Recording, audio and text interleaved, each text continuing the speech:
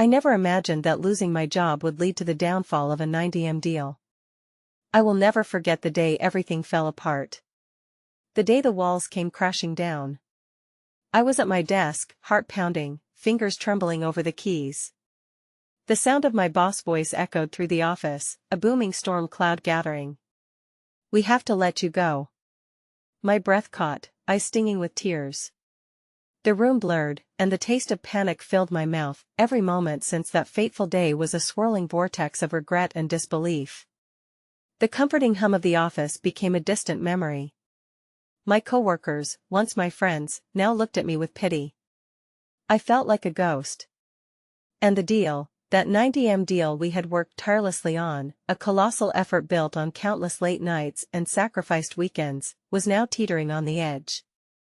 A mere whisper away from collapse, I remembered sitting at lunch with Jonathan, my closest ally, maps and charts sprawled between us. The air thick with determination, laughter echoing as we imagined our names in the headlines. We were dreaming big. Now, all of that felt like a haunting echo of what once was. I needed Jonathan now more than ever. Yet, after I received that pink slip, the silence was deafening. Where was he? Why wasn't he answering my calls? The clock ticked loudly in the empty room. I felt the walls closing in, pressing on my chest. The weight of uncertainty was unbearable. What will happen to me? I whispered to nobody. Would I ever rise again? My heart raced as I thought about the ripple effects of my departure. Investors, stakeholders, my family, everything hung in the balance. I had sacrificed so much to get here. Late nights hunched over my laptop, the faint glow illuminating my exhaustion. I remembered the smell of coffee mingling with the cold air, the weight of expectations. And now, it felt like a cruel punchline. As darkness fell, I gazed out of my apartment window. The city stretched out below me like a sprawling organism, alive and pulsing. All I wanted was to make a difference, but instead, I was drowning. What would happen to the deal? Would they blame me? The night deepened, shadows creeping along the walls of my thoughts. Then, my phone buzzed, a lifeline in the quiet chaos. A message from Jonathan, finally. My heart raced. "We need to talk," it read, but what could he possibly say? A shiver ran down my spine. Was it too late to save everything? The room seemed to close in on me, my mind swirling with unanswered questions, a cloud hovering over my future. I needed to know the truth, but the truth felt just out of reach. Hey, before we continue with this amazing story, I need to give you an important heads up. Many subscribers have reported that YouTube unsubscribed them without warning. Take a quick second to check the red button below to make sure you're still subscribed to the channel. I'd hate for you to miss any of the exclusive content coming soon. And while you're there, smash that like button, it really helps me out with the algorithm. Oh, and tell me in the comments, which city are you watching from? I love getting to know every amazing person who's part of this community. Your participation makes all the difference. Let's connect. The days unfolded, a blur of isolation and despair, where silence became my only companion. I spent hours pacing my apartment, glancing at the muted news reports that painted a grim picture of the market's volatility. My hopeful dreams, dormant since that fateful day, felt like whispers lost in a storm.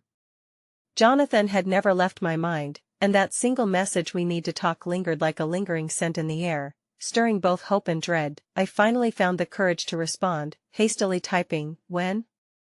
My fingers hovered over the send button, a bead of sweat forming on my brow.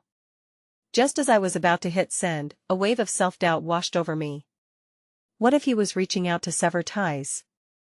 What if he was done with the consequences of my failure? My heart raced. I sent it anyway. Hours merged into one another, the shadows of the evening deepening as I waited, consumed by the myriad of possible outcomes swirling in my head. Would he have answers? Would my story of wonder fade into the pages of corporate tragedy? The phone rang at last, my heart pounding in anticipation. "Hey," Jonathan said, his voice steady yet tinged with something I couldn't quite place. "Can you meet? We need to discuss the deal, and, well, I think you'll want to hear what I have to say." I nodded instinctively, even though he couldn't see me. "Yeah, where?" Let's meet at our old spot, the cafe on 5th. It's quiet there. An hour later, I sat there, hands trembling as I wrapped mine around a warm cup of coffee, relishing the rustic vibe that had once fostered our dreams. The cafe smelled of roasted beans, deliciously familiar yet achingly out of reach. Each sound, the soft chatter around me, the clinking of cups, reminded me of the camaraderie I had lost. Jonathan entered, looking tired but resolute, juxtaposed to my own disheveled appearance. He glanced around before spotting me. A slight smile broke his serious demeanor as he approached. "Thanks for coming," he said. "I know this isn't easy." I swallowed hard, the lump in my throat feeling heavy. "I'm sorry for everything that happened, Jonathan. I never meant for this to spiral out of control." He waved a hand dismissively, settling in across from me. "It's not just about the deal," he said, searching my eyes. "I wanted to talk to you about how we could potentially salvage it." Hope began to flicker within me, a timid light against the darkness. "What do you mean? They haven't pulled out completely, have they?" "No," but he hesitated, his gaze shifting with contemplation. "We need to present a unified front. Your departure has shaken confidence among investors, they feel directionless." I raked my fingers through my hair, breaths coming quicker now. "So what do we do?" "Hey, race the thing," he said, lowering his voice as he leaned in. "I talked to some of the stakeholders. They're worried, but some still believe in us. We can present a proposal together, one that could bring you back on board as a consultant. It's risky, but it might be our only shot." The world seemed to spin in that moment. A proposal? Yes, it was risky. But the mere thought of joining forces again with Jonathan ignited a blaze of determination within me. "I'll do whatever it takes," I replied, feeling the weight in my chest lift ever so slightly. Jonathan smiled, relief flooding his features. "We can make this work. We'll need to put together a strong plan, maybe even a presentation, but first, I need to tell you something else." His expression darkened, ethered by an uncertainty I hadn't seen before. "What is it?" My heart sank, the flicker of hope wavering unsteadily. "This isn't just about the deal or saving face. There are rumors going around about a potential buyout. Some in the company think it could lead to a full restructuring. I'm worried they'll use your departure as a scapegoat for everything," he confessed, each word weighing heavy. I felt ice surge through my veins. "A scapegoat? But that's not fair. I can't let them pin this on me." Jonathan reached across the table, strong yet gentle. "If we present a united front, we can control the narrative. But it's going to be a battle. One we both need to face together." A flicker of warmth ignited in my heart again, and it became clearer this was more than just about business. It was about loyalty, friendship, and fighting against the rising tide of despair. But just as hope began to bloom, my phone chimed with a notification that shattered the moment. A breaking news alert flashed across the screen: company shares plummet as rumors of restructuring circulate. Panic surged in my chest, the world tilting beneath me. My breath quickened as I looked back at Jonathan, his expression mirroring my own horror. "This could ruin everything," I gasped. A sudden realization crashed down on me: we were running out of time. The stakes grew higher, and I realized this wasn't merely a fight for my career, it was a fight for everything we'd built. "We need to act now," I asserted, my voice wrapping around a sliver of resolve. But just as Jonathan nodded in agreement, his phone buzzed, and his eyes widened as he read the message. "Oh no," he breathed, the color draining from his face. He looked up, panic striking his features. "There's more. It's about me." And in that moment, my heart sank. What could possibly be worse than everything that had already happened? An unraveling thread of dread began to weave itself back into the fabric of our lives, leaving me standing on the precipice of disaster yet again. The cafe, once a sanctuary filled with possibility, now loomed with palpable tension as Jonathan struggled to find the right words. My heart raced, each beat echoing the rising anxiety that gripped us both. "What do you mean, Jonathan?" I urged, desperate for clarity. He swallowed hard, his fingers trembling over the screen of his phone like brittle leaves in a tempest. "It's a message from one of the stakeholders. They want to assign blame for the dip in shares," he finally said, breaking the silence. They're targeting me for my involvement in the proposal. A cold wave splashed over me, the weight of his revelation sinking deep. But you couldn't possibly be at fault. This is a team effort. My voice trembled as anger and disbelief surged, but inside, a gnawing fear began to take hold. Jonathan shook his head, his expression pained. It's not just about what's fair. They're looking for someone to pin this on, and I'm an easy target. They might force me out unless we act quickly. I strained to catch my breath, the reality of our precarious situation clawing at my chest. We need to go public with our proposal immediately to show them we're united. The words tumbled out of my mouth, fueled by that flicker of hope which had begun to ignite a few moments earlier. Not so fast, he said, his voice steady, but his eyes betrayed the fear lurking below the surface. If we go public without a solid plan, it might just add fuel to the fire. We need to craft something compelling, something that presents us as an unshakable team. Then let's do it, I urged, determination overriding the panic. But inside, I faltered, thoughts spiraling through my mind like a whirlwind. Was it even possible? Suddenly, a voice broke through the haze as the cafe door swung open. An older gentleman shuffled in, his weathered face radiating warmth as he waved to the barista, who smiled back like an old friend. Watching him move with such ease, I was struck by a simple truth: there was kindness in the world still, even amidst the storm. Jonathan, I said suddenly, a thought crystallizing. What if we reached out to him, or others like him? People who believe in us, who can help spread a favorable narrative. His brow furrowed. You mean leverage our connections? Yes. If we gather a support network, if we can show the stakeholders that it's not just the two of us. Jonathan's features softened slightly, a glimmer of hope shining through his concern. That could work. It could show them we're not alone in this. The old man at the bar continued to engage with the barista, a jovial laughter breaking moments of silence. Inspired, I gestured toward him. I'll speak to him, see who else he knows, or if he'd be willing to vouch for our cause. With a nod, Jonathan took a deep breath, the tension easing slightly in his shoulders. The interplay of emotions between us created a flicker of potential, a cherished unity igniting against despair. As I stood to approach the old man, I felt my heart race, but I embraced it. Walking over, I introduced myself, my voice shaky yet resolute. Excuse me, sir. I couldn't help but overhear your conversation, and I was wondering if you might have a moment to talk about some business matters. To my surprise, his face lit up with kindness. Of course.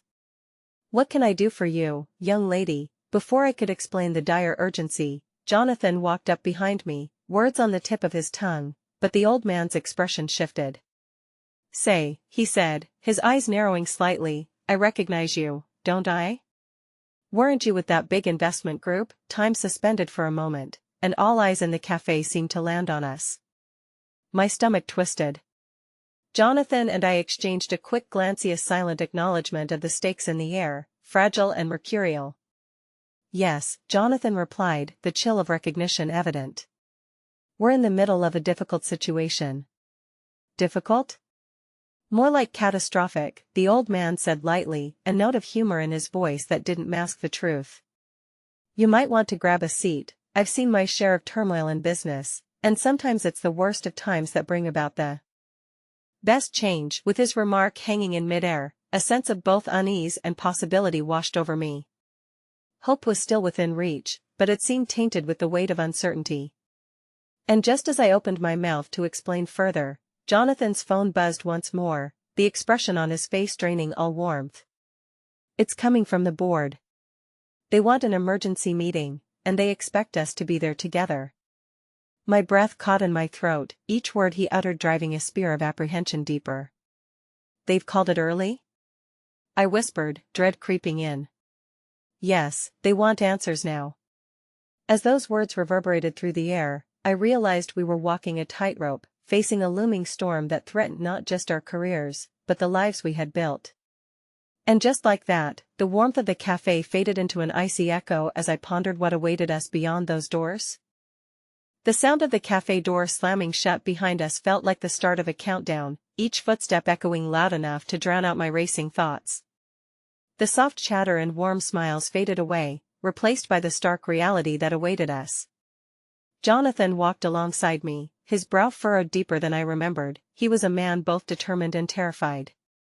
We had entered a battlefield, armed with nothing but ideas and the fragile hope of securing our futures. There was something disheartening about the starkness of the hallway leading to the conference room. The polished concrete floors and bare, fluorescent lights created a sterile atmosphere, mirroring the tension that coiled in my stomach. I could feel the weight of judgment from unseen eyes, as if the very walls anticipated our failure. Do you think they already made up their minds? I asked, barely above a whisper, trying to gauge Jonathan's pulse amid the storm brewing inside me. He hesitated, his gaze fixed ahead. They might have, he admitted, his voice laced with uncharacteristic uncertainty. But we can't give them what they want. We need to show them our plan, our vision. Right. Well, show them we're prepared. The words sounded hopeful, yet my throat felt constricted, the heaviness of impending doom making it hard to breathe. As we approached the conference room, the large glass doors loomed ahead, and I felt my heart falter. Just beyond them sat not only the board but also the weight of our dreams, now precariously teetering on the edge of collapse. With a swift motion, Jonathan opened the door, and we were met with immediate scrutiny. A long table formed the epicenter of the storm, flanked by cold, calculating faces. Still, we needed to stand firm. I lifted my chin, reminding myself of the flicker of hope I had clutched onto ever since we decided to reach out beyond our project. Jonathan, you and I will present our counter-arguments, I said, my voice carefully leveled despite the underlying tremor. We'll present the community support we've gathered. I darted my eyes around the room, searching for allies. The members of the board, however, recorded us with indifferent expressions, almost as if they were there only to crucify our efforts. Let's not forget those who waver are often the first to go, one member, a woman with sharp features, interjected, her tone dripping with cynicism. What makes you think any of this matters? You're two young idealists who have made some audacious claims and failed. A $90 million deal is not something to be taken lightly. Jonathan's fists clenched at his sides, and I braced myself for the challenge. It's not just about the money, it's about the potential for growth. We have the support of influential partners who stand behind us, and we're ready to showcase our strategic plan for adapting in the current market. A murmur rippled through the board, some faces hardened by skepticism, while others flickered with intrigue. Go on, said another board member, an older man whose expression was unreadable. Let's hear it. Just as I began detailing our proposal, something shifted. Suddenly, Jonathan's phone buzzed violently against the table. I felt the bile rise in my throat as he glanced down, the blood draining from his face. What's wrong? I asked, but he gestured for silence as he read hurriedly. His lips moved silently, and the expression that followed was one of disbelief and horror. Without warning, he stood up, his chair scraping loudly against the floor. The room's conversations fell to a hush, and every gaze turned toward him. Jonathan? I asked, my voice trembling. He raised his finger, pointing as he stumbled back from the table. It's my father. He collapsed. I have to go. The room erupted into a cacophony of murmurs, but I felt as if time had frozen. Fear coursed through me, paralyzing my thoughts. Thoughts of Jonathan's father, who had always supported him, flooded my mind, battling with the weight of our situation. Maybe he's okay, I whispered, rushing after him as he stepped back, fear written across his face. We can call an ambulance. I can't. Be here right now. His voice cracked, an emotional dam breaking loose. I don't know how serious this is, and I can't stay. Then what about our plan? I pressed, panic threading through my voice, but he didn't respond. In that moment, the stakes shifted. His family's well-being overshadowed our battle for survival. As he rushed for the exit, I felt as if the ground had slipped away beneath my feet. The prospect of losing Jonathan's connection to the board loomed like a dark cloud, threatening to consume us both. Wait! I shouted, desperation clawing at my chest. But he was already gone, leaving me with my fears and a room full of judgmental faces. The atmosphere shifted back into focus. A new reality settled. I turned to face the board, my heart racing, determined to carry on alone. I had to think on my feet, I had to believe. Ladies and gentlemen, allow me to continue, I began, the tremor in my voice a dull echo of the turmoil that lay beneath. Yet every eye remained fixed on me, and I wrestled with an increasing sense of isolation. The thought of Jonathan and his family plunged me into a deeper conflict, and as I gathered my strength to present our case, a new message blinked to life on Jonathan's phone, the screen illuminating the boardroom with an unsettling glow. It was then that I learned of a sudden conference call with investors scheduled, an important discussion that would determine the future of our deal, and a name appeared that made my heart stop, a notorious rival firm. I had to continue, but that revelation weighed heavily in the air, leaving me standing at the edge of a precipice with everything at stake: Jonathan, our project, and my own belief in what we could achieve. Despite the chaos, I could only wonder, was this truly the path leading to our salvation, or were we utterly doomed to fail? As I stood before the polished glass wall of the conference room, reality twisted into a cruel caricature of my hopes. The weight of the board's scrutiny settled on my shoulders like a shroud, suffocating and unyielding. My hands trembled at the podium, each flicker of fear coursing through me mingling with the fervent hope that I could somehow bridge our ambitions after Jonathan's exit. Well, I began hesitantly, the silence stretching like a taut wire, as I was saying, we have the community's backing. I focused on my notes, willing them to guide me through an uncharted territory. Our strategy targets sustainable growth within market trends that are, evolving, but I felt lost without Jonathan by my side, the heart of our shared vision now a ghost looming just beyond my reach. I pushed on bravely, recounting statistics and community testimonials, crafting familiar words into the armor of my presentation. Yet as I spoke, I could feel time slipping through my fingers, a relentless tide against which I fought fruitlessly. The board members exchanged furtive glances, the air thickening with disapproval. My voice faltered, and the recognition of Jonathan's absence mingled with the relentless fear of failure. What if I couldn't convince them? What if I lost everything we worked for? Then, from behind me, I heard the soft clatter of a teacup, its fall punctuating the quiet. I turned instinctively, spotting a steward hurrying forward to clean up the mess. Her eyes met mine for a fleeting moment, and I found an unexpected flicker of warmth in their depths. As she bent to gather the shards, I saw kindness that felt out of place in this harsh environment. She offered me a reassuring smile as she straightened, a small moment that reignited a flame of resilience within me. Look, I said suddenly, breaking the ice that had formed in the room's atmosphere. Before we continue, let me be frank. Losing Jonathan in this moment hurts more than I can express. But our project is about more than just two individuals. It's about igniting hope in our community, building bridges, and fostering innovation. We can adapt together, and I believe in our plan. A sigh of discontent rippled through the ranks of the board, yet amidst the hardened faces, I noticed a single pair of eyes lingered longer on May, a younger member, her expression betraying nothing but curiosity. The tiniest hint of a nod came from her, a subtle acknowledgement that fueled my determination further. Yet, as my adrenaline surged, so did my unease. The sense of Jonathan's absence gnawed at me, whispering doubts I was desperate to keep at bay. Without him, I felt like the anchor of our ship had been cast off into the tempest. It was then that I remembered the message from his phone.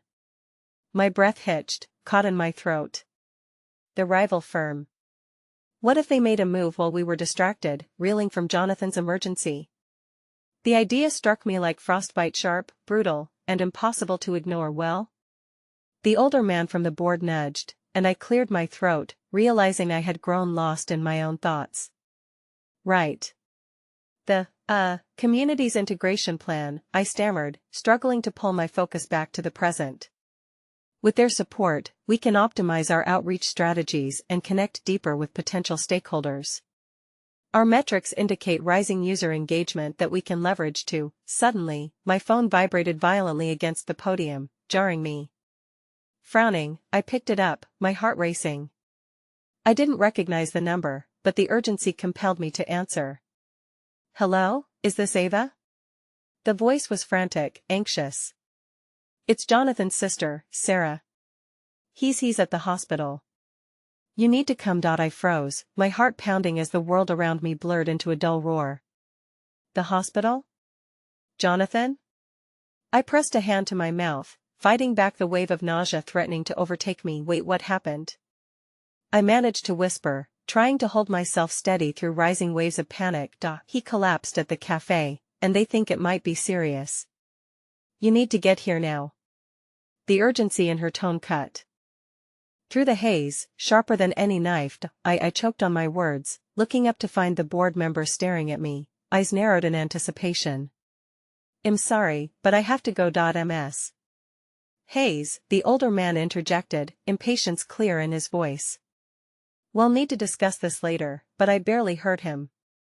Without waiting for another moment, I dashed out of the conference room, clutching my phone like a lifeline. A new fear gripped me, not just for Jonathan's health, but for what this would mean for our deal. The clock was ticking, and with every second I lost, the prospect of success slipped further out of reach. As I sprinted down the sterile hallway, thoughts hit me like shards of glass. Our dream, our struggle, how much we had given up for this chance, and how close we were to losing everything. I reached the entrance of the building, tears welling in my eyes, but even in that darkness, I felt the weight of the world shifting. What if Jonathan's situation was not just an end but a push toward a different beginning? As I fled into the cool breeze outside, my chest tightened, most importantly with the possibility that I might have to face that rival firm without him. What lay ahead loomed ominously, but I had a choice: surrender to despair or fight even harder for the life we envisioned. It was daunting, overwhelming, but the rush of uncertainty proved to be almost addictive. And as I stepped into the chaos of the outside world, I braced myself for what awaited. My phone buzzed once more, and I glanced at the screen in disbelief. An unexpected text from Jonathan: I'm counting on you. Don't give up. The velocity of hope surged within me. It became a tempest driving me toward an unknown fate, where the stakes would shift in ways I couldn't yet comprehend. I raced through the hospital's sliding doors, the scent of antiseptic overwhelming in its familiarity. My heart thudded in my chest, each beat echoing the urgency of Jonathan's sister's voice in my mind. I fumbled through the maze of corridors, scanning for a sign, overwhelmed by an unsettling mix of hope and dread. Finally, I found the room. The door was slightly ajar, and I hesitated, taking a moment to compose myself. I could feel tears pooling in my eyes. The reality of Jonathan's fragility settled heavily on my shoulders. Taking a deep breath, I pushed the door open. Jonathan lay in the hospital bed, his skin pale against the stark white sheets, and 4 drips squirming its way into his arm. My heart dropped at a familiar face, now a specter of the vibrant man he had been just days ago. His sister Sarah sat by his bedside, her eyes red-rimmed but fierce, determination replacing vulnerability. A wave of warmth surged through me, momentarily rooting me to the spot. Sarah, I breathed, and she looked up, her expression softening. Ava. She stood, wrapping her arms around me tightly. I'm so glad you made it. I swallowed hard, my mind racing as I blinked away the tears. What happened? The words felt heavy, laced with fear. Doctors think it was a panic attack, she replied, her voice trembling as she clutched my hands. The stress of everything, it just broke him.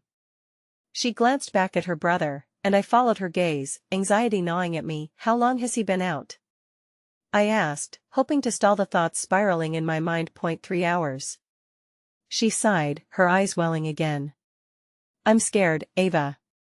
His heart rate stabilized, but he needs to wake up. I stepped closer to Jonathan, my heart aching at the sight of him cast in shadows.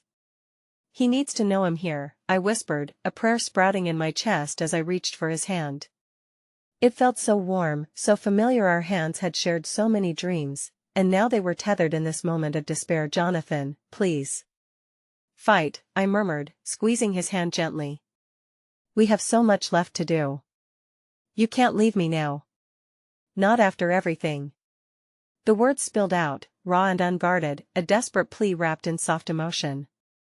Just then, a doctor entered, his demeanor professional but compassionate. Miss Hayes, I'm Dr. Klein, he said, his voice soothing. Jonathan is stable, but the next few hours are crucial. Stress can deeply affect recovery. Are you aware of any recent events that may have intensified his anxiety? I felt the color drain from my face. The presentation, I stammered. He was worried about losing everything. Dr. Klein nodded, scribbling notes. It's not uncommon for stress to manifest physically. If he wakes, it's essential you both address these concerns together. The word lingered in my heart like music of fragile hope. If only Jonathan could hear me, if only he could understand the magnitude of our storm, we could weather it together. The minutes felt like hours as I stayed by his side, recounting our dreams, our plans, infusing my words with the unwavering belief that we would come out on top. I could almost hear him echoing my thoughts. Ava, it's not just about us. It's about the community.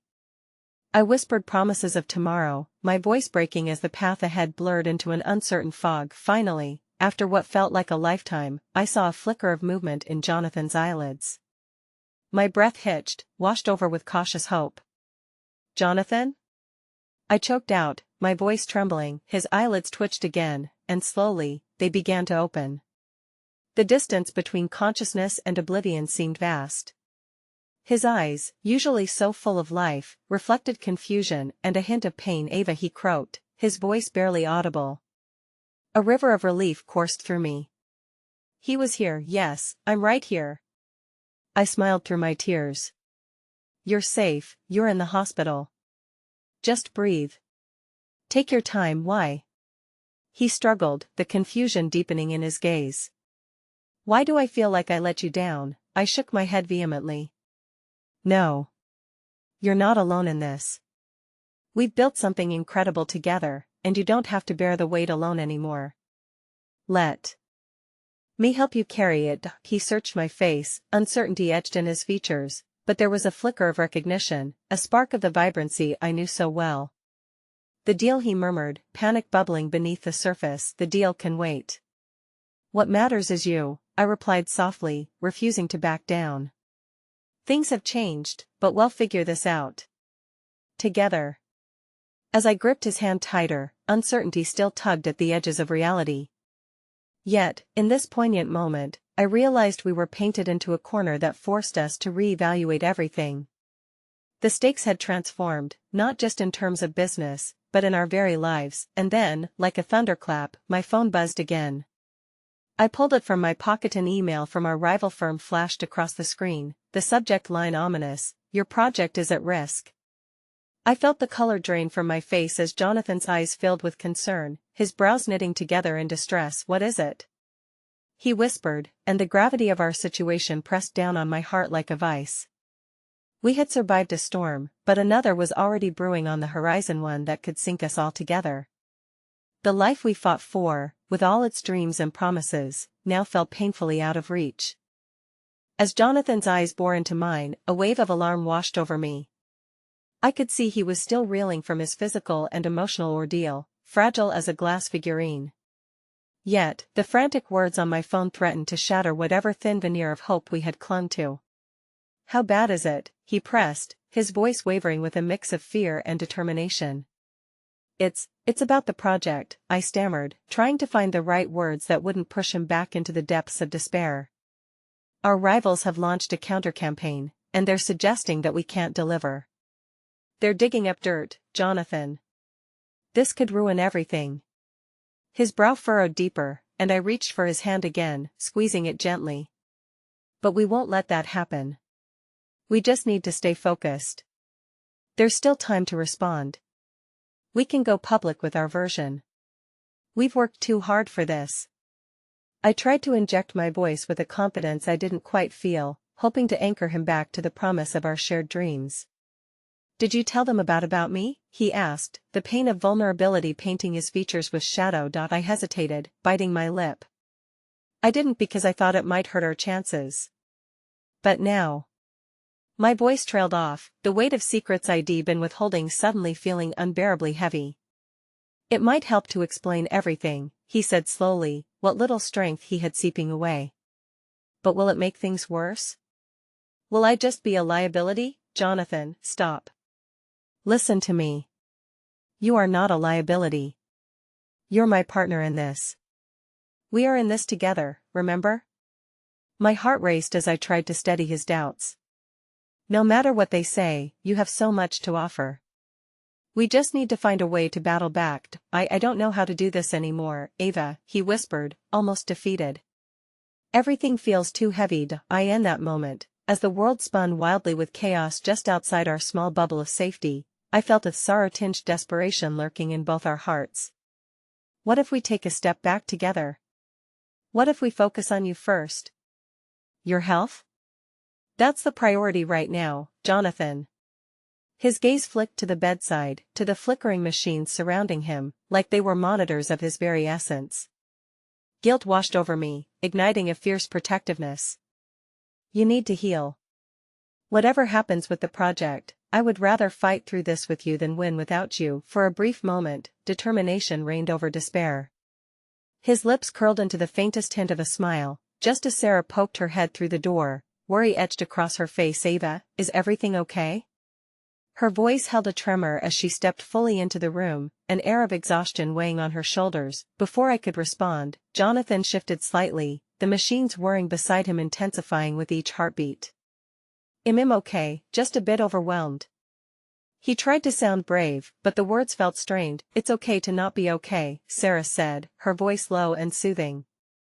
She walked over to Jonathan, her protective instincts clearly surging. We're all here for you, Jonathan. Whatever this is, you don't have to face this battle alone anymore. I just don't want to be the reason you both struggle, he murmured, tears threatening at the corners of his eyes. Stop it, right now. You're not the reason for anything. This will be our fight, I asserted firmly, feeling the weight of their pain dissolve away, even if only slightly. We're family.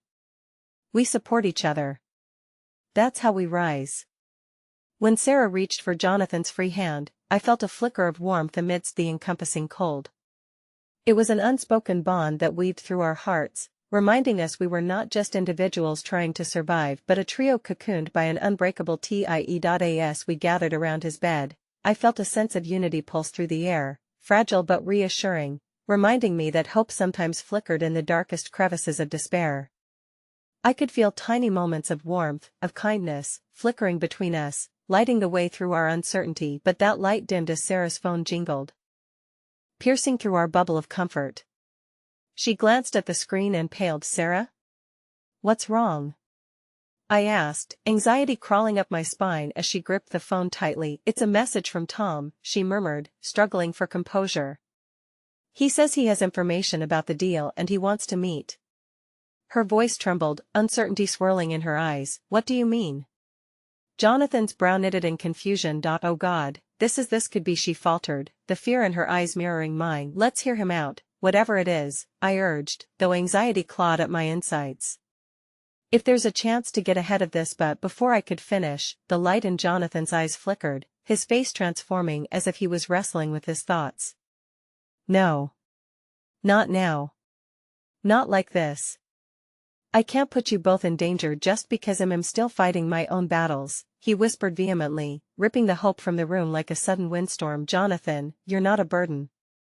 You don't weaken us. You infuse us with strength, I countered, the weight of his fears crushing against my chest. The fragile bond we had formed felt threatened by the swirling storm beyond our walls. And as the uncertainty mounted, I felt trepidation creeping back in, the tumultuous waves threatening to engulf us in darkness once more. Would we find the answers we needed? Or would the offer he was chasing come with a cost that could unravel everything we held dear? A chill swept through the room, wrapping around us like a shroud as silence fell heavy in the aftermath of Sarah's revelation. Jonathan's expression morphed from confusion to contemplation, each passing second pulling him deeper into a swirl of anxiety. I felt the atmosphere shift, warping the comforting space we had just created into something fraught with invisible tensions. Jonathan, I started, but his gaze shifted to the wall, as though the answers lay hidden behind the sterile whiteness. You're already in the fight of your life. We won't let anyone drag you down further, but what if his information puts you both in danger? What if exposing me does more harm than good?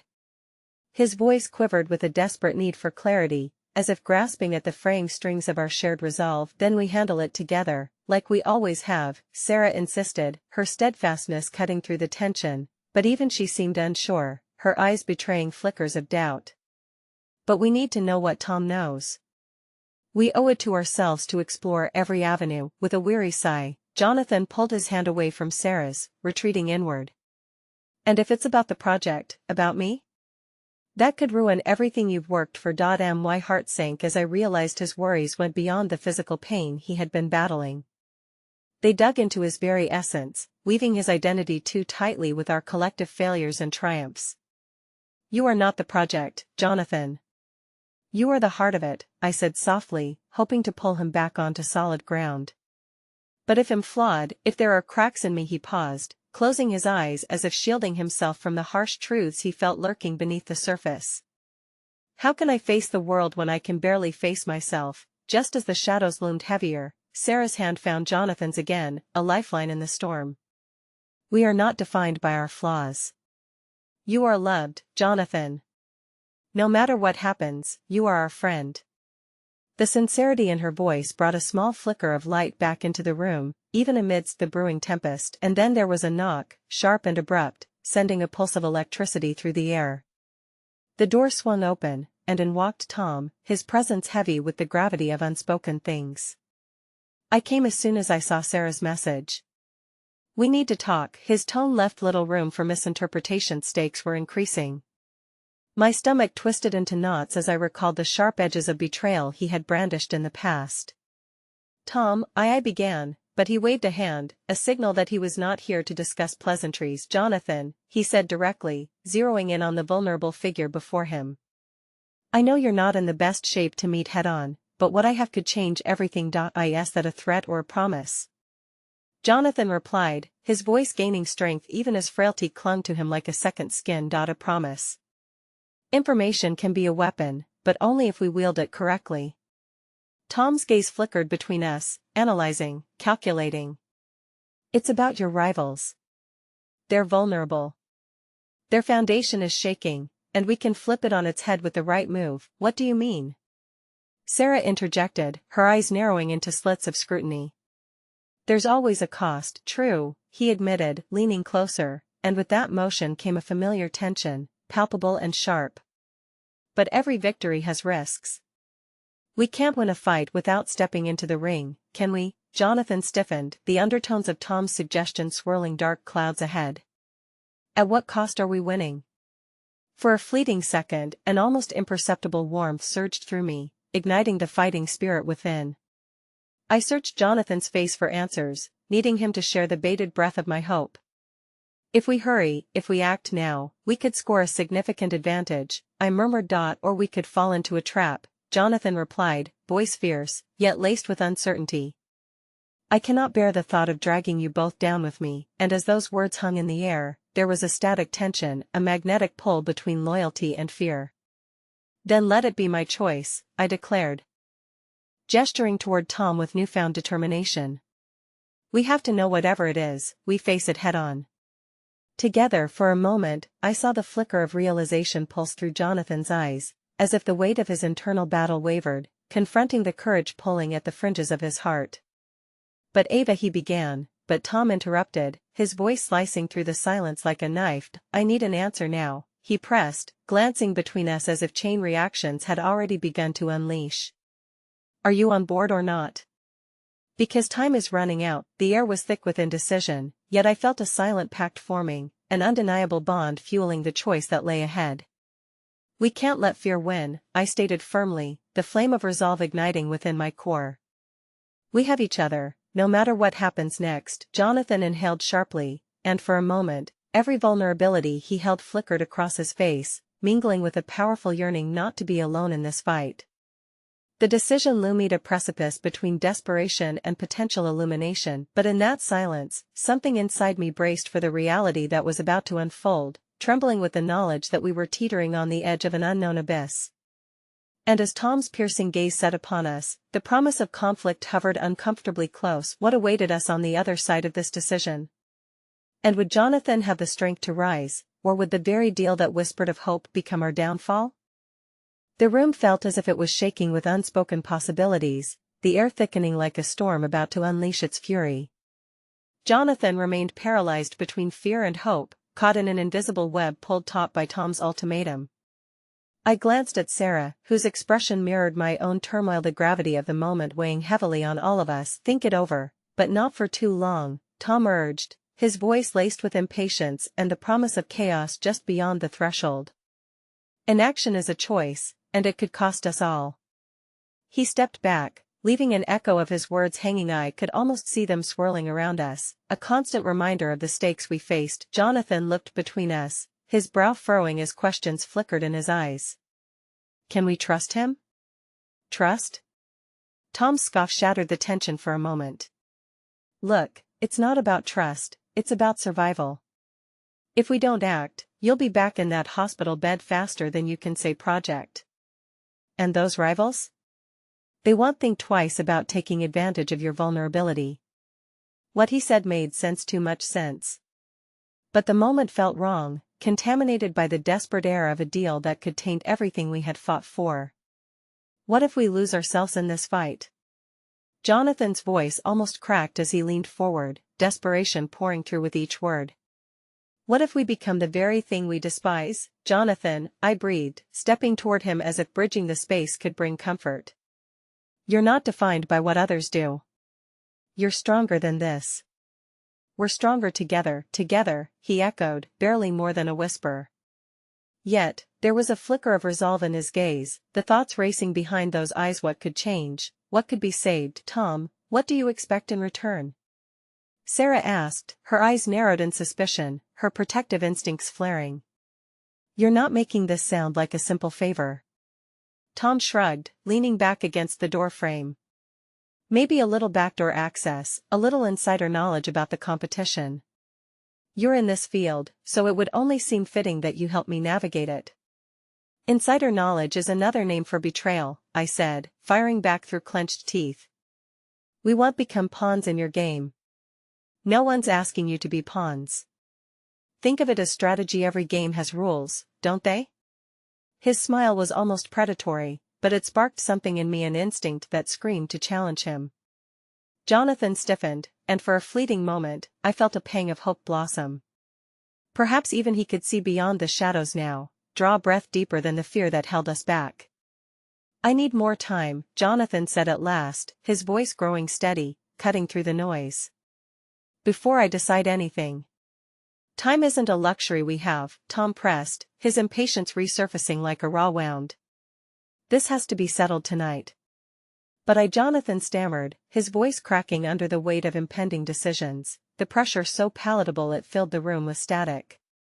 Something stirred within me, a feeling I hadn't fully acknowledged until that moment, the fear of losing our unity, of fraying the bonds we had woven so tightly. All right, let's take a step back, I proposed, softening my stance. Let's talk it over, just us three for now. I don't want any hasty decisions. Tom regarded us with a critical eye but finally shrugged. Fine. But I'll be waiting. He turned on his heel and vanished through the door, leaving us suspended in a gulf of uncertainty. The silence that hung in his absence felt agonizing, punctuated only by Jonathan's rapid breaths. What if he's right? Jonathan finally murmured, his shoulders sagging under the weight of his conflicting thoughts. What if we stand and wait, and it slips through our fingers, then we'll figure it out together, Sarah spoke firmly, moving to cup Jonathan's face in her palm. You're not alone in this. A flicker of understanding passed between us, a quiet acknowledgement that we were most definitely entangled in something larger than ourselves, but we had the power to define how we navigated it. Somehow, the assurance of that seemed to bolster Jonathan for a moment. Still, the longer we paused, the harder the silence pressed down upon us.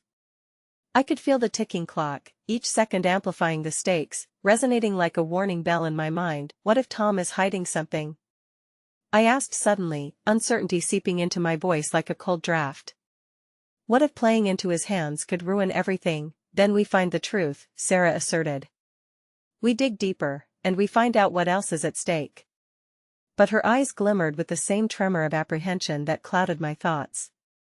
But Jonathan's voice cut through the curling fog of our fears, bold and unyielding. No matter what happens, we face it together. That's what matters, right? It's us against the world. As the weight of his resolve washed over me, a sense of determination intertwined with the trepidation, solidifying our shared bond as we prepared to plunge into this uncharted territory. Yet, even as we held on to each other tightly, ready to face the storm, a new sense of dread began to fester. What consequences would our choices unfurl? And then, just like that, the door swung open again. We turned to see Tom standing there, a grave expression stretching across his face. "I just got a call," he said, the severity of the words holding us captive. "It's worse than we thought. They know about you, Jonathan. They're coming." And in that moment, I realized we were standing on the precipice of something darker than we had prepared for. As the walls felt like they were closing in, the undercurrent of dread coursed through me like wildfire. Would we stand strong and protect what we believed in, or would the tide inevitably pull us into devastation? Each heartbeat echoed louder, urging us forward into the unrelenting unknown where light flickered dimly against the encroaching dark. Every heartbeat echoed wildly in my ears as I turned to face Jonathan, the gravity of Tom's words hanging heavily in the air around us. "They know about you?" I echoed, the cold tendrils of fear wrapping around my heart. "What does that mean? How much do they know?" "I don't know," Tom muttered, a thin film of sweat lining his brow. "But if they're coming for you, Jonathan, it's not just idle threats. We must act now." Chaos swirled through me, for he was standing right there, entire worlds of dreams and fears wrapped up in the fragile man fighting to breathe in that hospital bed. With each passing moment, everything we had fought for teetered on the brink, and as darkness veiled our hopes, resolve seeped deep into my bones.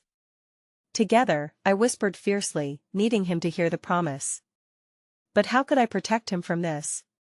"So what do we do?" Jonathan asked, his voice trembling with uncertainty yet tinged with a spirit that longed to rise again. "Do we run? Hide?" "No," I said quickly, shaking my head. "Running won't solve anything, Jonathan. Hiding won't protect us." I steadied myself, reckoning with the storms we had already weathered. "We face this head-on. We expose them before they can expose us." Jonathan's eyes widened, emotions swirling within them as if they were battling for dominance: fear, doubt, anger, hope. "But how? What can we do?" "We gather our allies," I replied steadfastly, the threads of a plan pulling tightly together in my mind. "Well, confront the truth. We find those who believe in us: stakeholders, investors, anyone who can stand against the tide." Looking at Sarah, I saw her nodding resolutely by Jonathan's side, her strength igniting courage in me. "We need to use our Voichester Unite," she said, her eyes glinting with newfound determination. "But we also have to understand what we're up against so we can prepare ourselves for battle." Just then, Jonathan's phone buzzed on the bedside table, echoing like a siren in the tense air. He grabbed it and looked closely. The blood drained from his face once more. "It's from a journalist. They want an exclusive on the competition's alleged internal strife. This isn't just news, it's ammunition." "Then let's give them a story they can't resist," I said urgently, my resolve deepening. "An alliance, a partnership in the heart of this adversity. We let them see the power of our unity." "Can we trust them?" Jonathan's voice was laced with doubt, but I could see the ember of hope flickering. "Well, vet who we can trust, leave out the rest, and find a way to shine under the scrutiny. This could shift the narrative away from you being a target," I insisted, my mind racing as I envisioned the waves of support we could rally. "Okay," he finally agreed, a combination of fear and hope etched across his features. "Let's do it." The course ahead was fraught with peril. Yet in that very moment, the charge of purpose surged through me with electrifying intensity. We had stood on the precipice, yet it felt as if we were finally stepping back into the world from which the shadows had temporarily engulfed us. As we began to strategize, I turned to Jonathan, a soft sincerity knitting our shared resolution together. "We're not just fighting for a project or a deal. It's bigger than that. We're fighting for our dreams, for each other. And we can do this." "I believe that," he whispered, a tremor of strength returning to his voice. "But we have to be careful. Every move counts. We must play it smart." With the plan taking shape, I felt relief wash over me like a cleansing tide. Here, in this room thick with uncertainty, we could still find the courage to resist the unforgiving waves. After all, we had already survived too much to let it slip through our fingers now. In doing so, I blurted out the one thing I didn't realize needed to be said. "And Jonathan?" I need you to forgive yourself. We've all made mistakes. This isn't your fault, it's ours together. The tears began to sparkle in his eyes, transparent, pulsing with honesty, and for the first time, I saw him unshackled from guilt as he let my words sink in. Ava, he started, his voice heavy yet resolute. You've given me a lifeline. I will do my best to let go.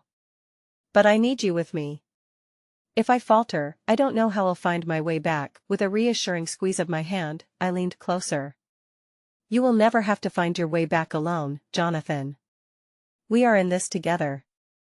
And as those words hung heavy in the air, something magical began to shift, something far stronger than the chaos outside enveloped us, a transparent bond of resilience flowing through every breath, every heartbeat. Meanwhile, Sarah stepped forward, her intelligent gaze flickering between us, determination knitting lines of strength across her brow. Let's set this plan in motion. It's time to rise. With that rallying call, we became a new a fragile yet fierce trinity, a fabric woven together amidst the darkness encroaching like a tide. And though the storm raged outside, we braced ourselves for the battle that lay ahead, no longer fearing the waves of uncertainty but embracing it as the path that could ignite the spark of change. As we ventured into that uncertainty, embracing every exhilarating moment, the weight of possibilities shimmered through. Our lives were intertwined, a tapestry painted with hues of resilience, courage, and hope, a reminder that sometimes, just sometimes, when everything seems engulfed in darkness, a flicker can pierce through light, breaking the surface, and for a heartbeat, anything feels possible once more. Together, we would navigate whatever lay ahead, facing the world head-on, because there was power in unity, power in belief, and power in knowing we need not walk alone. In that shared breath, I whispered softly, we will prevail. And somehow, despite the storm, I believed it deeply. And with that conviction surging through our spirits, we stepped boldly into the unknown, ready to forge our path to reclaim the life we had dreamed. And together, perhaps, we would be exactly what we needed to be, unstoppable.